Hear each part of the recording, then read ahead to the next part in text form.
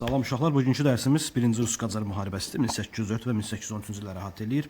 19-cu əsrin əvvəllərində Rusiyanın Cənubi Qafqazda işğal etməsi, Azərbaycan parçalanmış vəziyyətdə olması və Qacar səltənətinin zəifliyi, Azərbaycan xanları isə yad elli tədavüzünə qarşı bir mübarizə aparmaq əvəzinə öz hakimiyyətlərini qorumaq yolunu tutması bu işğallara və bu müharibəyə səbəb yaratmışdır.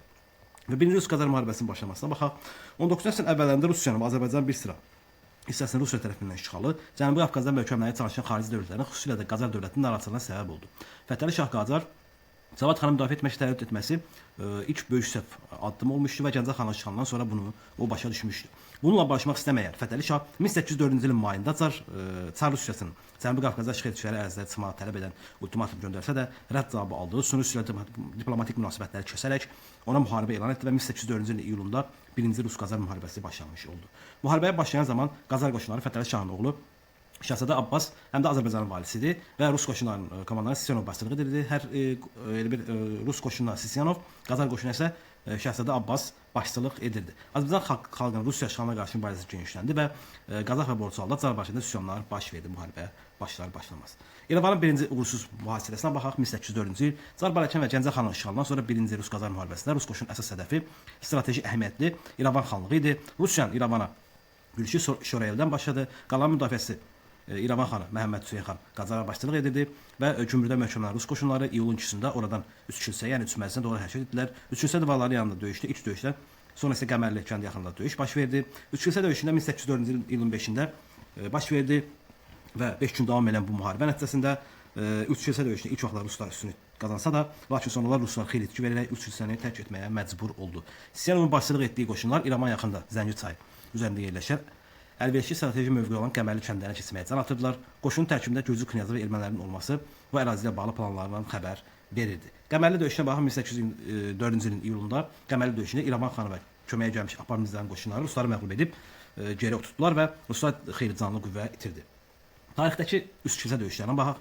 1735-ci ildə Səfəvi Osman arasında baş verdi və Nadir xan qələbə qazandı. 1804-cü ildə İrəvan xanı və Rusiya arasında baş verdi və Ruslar məğlub oldu. Yəni İrəvan qələbə qazanmışdı. İrəvanın birinci mühasirəsinin nəticəsinə baxaq. İrəvan qalası istiqamətində ilk döyüşlərdə Sisyanov geri qalmış bir xalqın nümayəndəsi hesab etdiyi İrəvan xanı Məhəmməd xana qarşı yaxşı və uğurlu taktik tədbirlər nəticəsində Rus qoşunları böyük itki verdi. Yəni onu nəzərə almamışdı.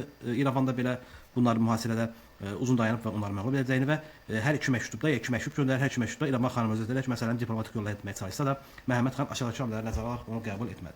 Qalanın müdafiəsinə tam arxayın olması və havaların gecdə soyacağı Rus qoşunlarının ərzaq resurslarının tükənəcəyinə ümid etməsi idi. 1804-cü ilin sentyabrın 1-də Sisyanov axırıncı dəfə İrəvan qalası təslim etmək barədə tələbinə Məhəmməd xan yenidən rədd cavabı verdi və son cəhətdə də uğursuz olması görə Sisyanov Rus qoşunlarını geri çəkməyə barədə əmr verdi və beləliklə İrəvanın birinci mühasirəsi Rusiya üçün uğursuzluqla nəticələndi. İndi Kürəçay müqaviləsinə baxaq. Qarabağ xanları işğalına baxaq, yəni Rusiya himayəsinə keçməsi 1805-ci ildə baş verir. İrəvanda bunu qazana bilməyən Sisyanov geri qayıdaraq Gürcüstan və Azərbaycanın şimal-qərbində baş verən üsyana yatırdaraq Azərbaycanın işğalına davam etdi. Yeni hədəf Qarabağ, Şəki və Şam xanlıqları idi. Əvvəlcə Sisyanov diqqətini Çar generallarını Azərbaycan qapısına dandırdı, Qarabağa yönəltdi. Sisyanov xanlıqları əvvəlcə Rusiyanın tərkibinə keçmək barədə məktublar göndərdi. Qarabağ xanı İbrahim Xəlil xan Sisyanovun xanlığın Rusiyanın tabiəyə keçmək haqqında tələbini müzakirə etmək üçün xanlığın bütün bəylərini çağırdı və şura topladı. Bəy şurasında bütün bəylər Sisyanovun təklifini rədd etdilər. İbrahim Xəlil xan isə əksinə olaraq Sisyanovun görüşməyə razılıq verdi və bu görüşmənin səbəbləri isə bunlar idi. Qarabağın separatçı mərkəzlərini siyasi baxımdan neytrallaşmaq istəyirdi və xanlığın daxili müstəqilliğini saxlayacağı barədə Rusiya vədinə güvənirdi. Yəni güvənirdi ki, daxili müstəqilliğinə toxunmayacaq deyə. Qeyd var burada. 1-ci Rus-Qacar müharibəsinin əvvəlində İbrahim Xəlil xan Qacarların Gəncə istiqamətində göndərdiyi qoşunu məğlub etmək və Sisyanovun rəğbətini də hətta qazanmışdı. 1805-ci ilin mayın 14-də İbrahim Xəlil xan Rusiya ilə 11 maddən ibarət Kürəçay müqaviləsi imzalandı. Bu müqavilə Rusiya Qarabağ arasında qarşı münasibətə hüquqi əsaslarla öz tapdı və İbrahim Xəlil xan vasitəsilə 1805-ci ilin mayın 21-də Şəki xan Səlim xan da Rusiya ilə Kürəçay müqaviləsi imzaladı. Yəni bu Kürəçay müqaviləsinin şərtlərinə baxaq indi. Qarabağ xanlığı əbədi olaraq Rusiyanın himayəsinə keçdi. Xanlığın bütün əhalisi Rusiya təbəəlinə qəbul edildi. Xan və onun varisləri Ruslarına sadiq qalmalı idi. Çar isə öz növbəsində Xan sülaləsinin ərazisinin hakimiyyətini bütün zamanlar üçün təsdiq etdi. Lakin hər dəfə hakimiyyətə gələn xan varisləri Çar tərəfindən təsdiq olunmalı idi. Xan Çar xəzəsinə hər 8000 çervon xərac ödəməli idi. Şuşada Rus qarnizonları yerləşdirilməli idi. Xanın müstəqil daxili siyasətinə təminat verir, xarici siyasətinə isə Rusiyadan asılılığı bildirilirdi. Sonra 1805-ci ilin yayında Abbas Mirzanın başçılıq etdiyi Qacar qoşunu Qarabağa daxil olub Şahbulaq qalasını mühasirəyə aldılar. Qalanı Rus hərbiçilərinin komandanı vəziyyətin çıxılmaz olduğunu görüb təslim etdi və özü isə gecə gizlin yola qalanı tərk etdi. Az sonra Abbas Mirzə Qazaxa doğru hərəkətə keçdi və oranı tutdu və oranın bəzi qalmış əraziləri, yəni Rusiyanın ərazisində olan ərazilərdə Rusiyaya qarşı əhalinin üsyan etməsinə çağırdı. Və 1805-ci iyunun 27-sində Zəyəm yaxınlığında döyüşdə yaralanan Abbas Mirzə ordusu Xıdırlı körpüsünə doğru geri çəkmə əmrini verdi və beləliklə biz baxacağıq ki, hətta Xudafərin körpüsündə keçərək onlar geri çəkilirlər və 1805-ci yayında Qacar qoşunları hərbi əməliyyat uğursuzluğu nəticəsində Ruslar Azərbaycanda tutduqları mövqedə möhkəmləndilər. Şamaxı xanlığı Rusiya birləşdirilməsi 1805-ci ildə Qarabağ və Şəki xanlığı tabe edildikdən sonra Sisyanov Şirvanlı Mustafa xanlar Rusiya tabeliyinə keçməyə tələbi verdi. Lakin Qarabağ və Şəki xanlığı fərqli olaraq müharibədə Qacar qoşunları üstünlüyü qazanacağını ümid edən Mustafa xan danışıqları uzatdı və aşağıdakı tələbləri irəli sürdü. Rusiyaya ilik bac verməməsini, özünə daim müvazit təyin olunmasını, qonşu Azərbaycan xanlıqları üzərində hakimiyyətin tanınmasını və daxili idarəçilikdə müstəqillik barədə təminat verilməsini. Mustafa xan bu şərtləri qəbul olunacağı halda Rusiya tabeliyinə keçəcəyini bildirdi. Bu şərtlərlə razılaşmayan Sisyanov 1805-ci ildə noyabrında Şamaxı xanlığı üzərində hücuma keçsə, bu yürüş Rus qoşunlarının tərkibində İbrahim Xəlil xan, Cavad Mahalı, İbrahim Xəlil xanın, yəni Şamaxı xanlığı tabeliyində Cavad Mahalı Qarabağ xanlığı birləşməyə çalışdığı üçün ona qarşı ədavəti var idi. Şəki xanı Səlim xan Şamaxı ilə ədavəti olduğu üçün bu yürüşdə iştirak edirdi. Sisyanovun Şamaxı xanlığı üzərində uzun bu zaman Mustafa xan əvvəlcə təbii qala və sığınacaq olan Fit dağını müdafiə mövqeyi tutdu.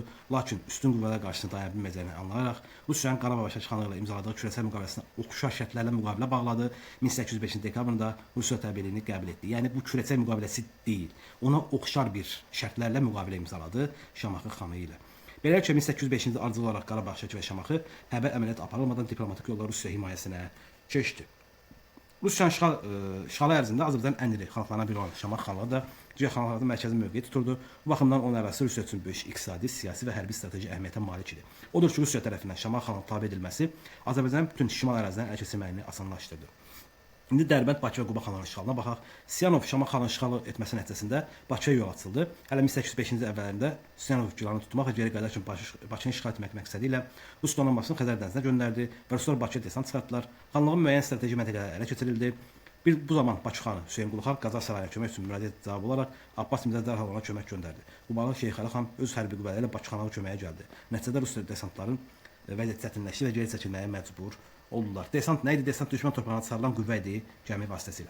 1806-cı ilin fevralında Sisyanov Bakı xanlığını Rusiya tabeliyinə keçməsi haqqında müqavilə layihəsini Bakı xanı Hüseyn Qulu xana göndərdi. Lakin Hüseyn Qulu xan Bakı qalanı açarını şəxsən Sisyanov təqdim edərək onun planı üzrə yəni təqdim edəcəkdi və onun planı üzrə də əmisi oğlu Sisyanovu öldürdü. Yəni təqdim edərkən açarı əmisi oğlu arxadan çıxaraq Sisyanovu öldürmüşdü və bu hadisə Rus qoşunlarının Azərbaycan işğal etməsinin bir müddət təxirə salmasına səbəb oldu. Siyanovun qətli və Cənubi Qafqaza şəraitinin mürəkkəbləşməsi xanları tərəddüd etməyə başladı. Lakin yenidən qüvvə toplayan və fəallaşan Rus qoşunları 1806-cı ilin iyulunda Dərbənd xanlığını işğal etdi və ləğv etdi. 1806-cı ilin oktyabrında Bakı xanlığını işğal edərək xanlığı ləğv etdi və Hüseyn Qulu xan şəhəri qırğından qorumaq üçün Qacar sarayına qaçdı. 1806-cı ilin oktyabr yəni sonunda Ruslar Quba xanlığını işğal edərək Quba idarəsi üçün əyalət şurası yaratdı.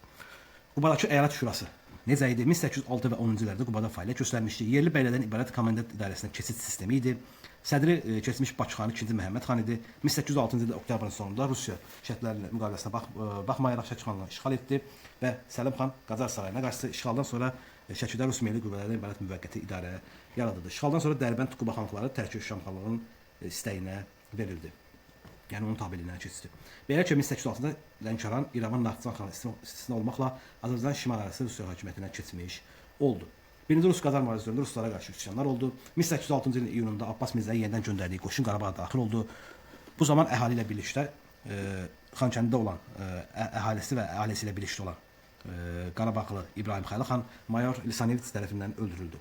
Şəki üsyanına baxaq. İbrahim xanın öldürməsindən sonra Şəki hakimi Səlim xan əhalini Rusiyaya qarşı üsyana qaldırdı. Rusiya əlaqələri kəsərək qoşunları xanlıqdan çıxartmağa cəhd etdi. Bu, küresel müqavilənin şərtlərinə Səlim xan tərəfindən pozulması demək idi. Şəkidə üsyanı yatırmaq üçün göndərilən Rus qoşunları üsyançılar arasında 1806-cı ilin oktyabrında Şəki yaxınında hərbi döyüş baş verdi. Səlim xan dəstələri məğlub oldu. Rus qoşunu Şəki şəhərini mühasirəyə aldı. Sonda müqaviməti qırıldı və Ruslar Şəkini ələ keçirdilər. Səlim xan Azərbaycan cənubuna qaçdı və Carbələkanda başlayan üsyan da yatırıldı.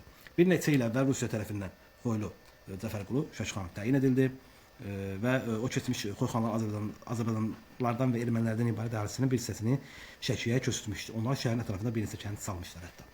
Quba üsyanına baxaq. 1810-cu ildə Şeyx Əli xan başçılığı ilə baş verdi. 1810-cu ilin yayında Ciciçay çay üzərindəki döyüşdə Şeyx Əli xan Rus qoşunları məğlub etdi. Çar komandanlığı Quba üsyanını yatırmaq üçün Gəncə, Qarabağ, Bakı, Şəki, Şirvandan qoşun göndərdi və 1810-cu ilin oktyabrında baş verən iki döyüşdə Şeyx Əli xan məğlub oldu, Quba üsyanı yatırıldı və Quba əyləş şurası ləğv edilərək komendant idarəsi quruldu.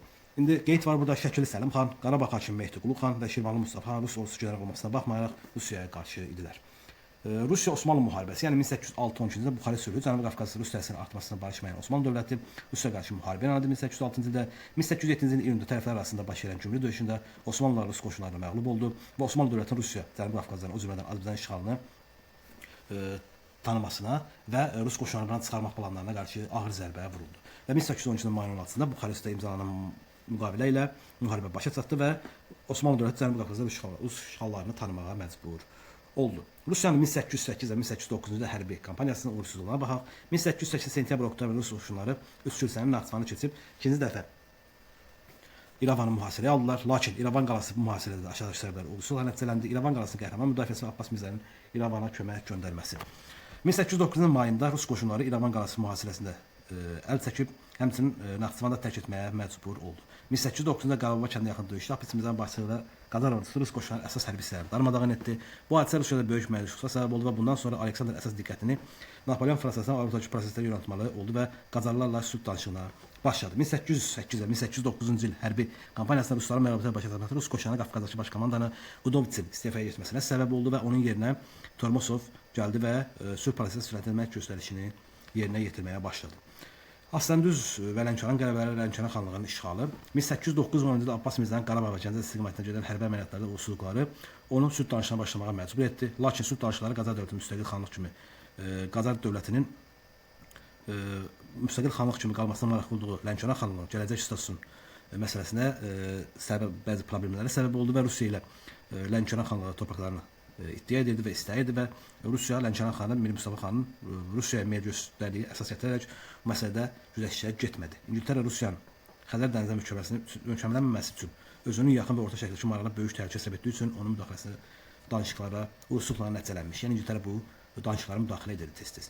Osmanlı dövləti 1806-cı sonunda Rusiya müharibə edən zaman Fətəli Şah Qacar öz qüvvələrini Osmanlı birləşdirib hərbi əməliyyatları genişlətmək üçün Azərbaycana gəldi. İngilislərin təbliğatı Fətəli Şahın Ruslara qalib gələcəyini inandırmışdı. Şah yeni müharibədə dini amillərdən istifadə etmək istəyirdi və bunun üçün də ruhaniləri çağırıb onları əhalini cihad-ı müqəddəs müharibəsi barədə fətva verməyə tapşırmışdı, hətta ruhaniləri.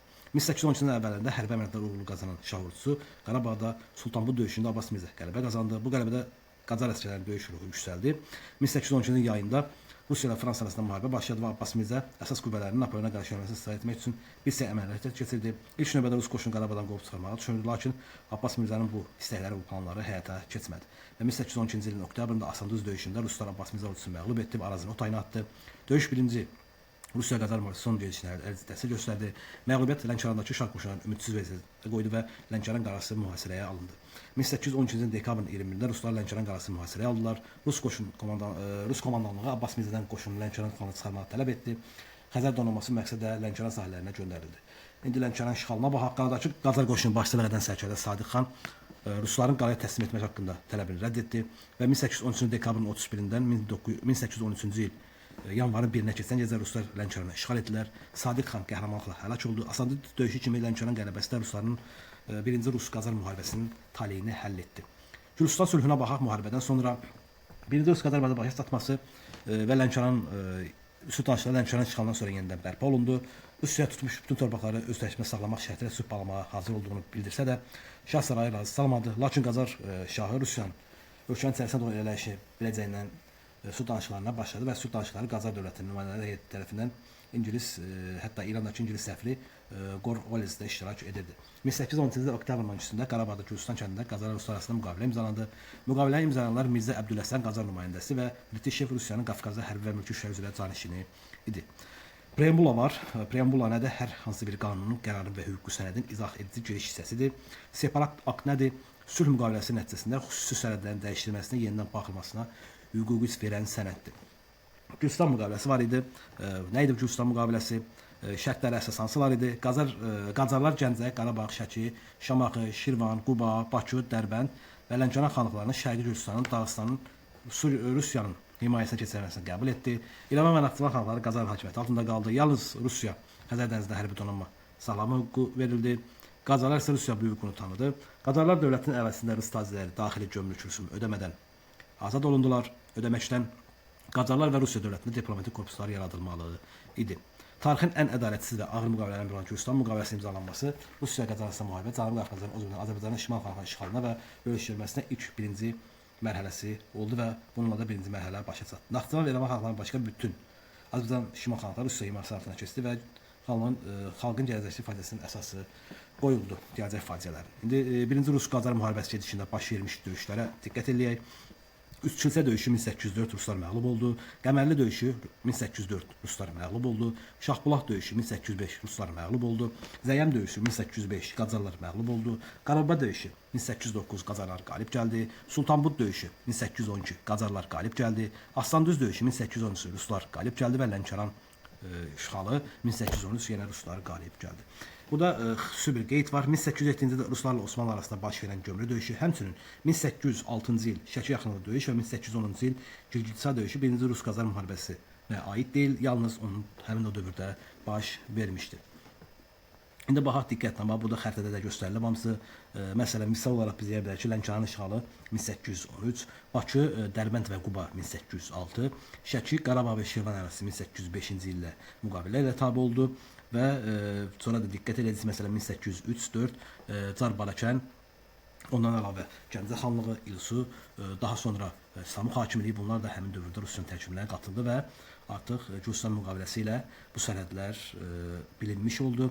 Yəni burada tünd bənövşəyi rənglə, açıq bənövşəyi rənglə işarələnmiş ərazi isə Gürcüstan sulhunun şərtlərinə görə Ruslarda, İrəvanda Qacarlarda qalmış ərazidir, İrəvan və Naxçıvan xanlıqları. Qalan yaşılla işarələnmiş ərazi isə Ruslar tərəfindən işğal olunmuşdur və 2-ci Rus-Qacarlarda görəcək İrəvan və Naxçıvan xanlıqları da yenidən Rusiyanın tabeliyinə keçəcəkdir. Ümidvaram sizin üçün faydalı olar. Olduğu çox sağ olun.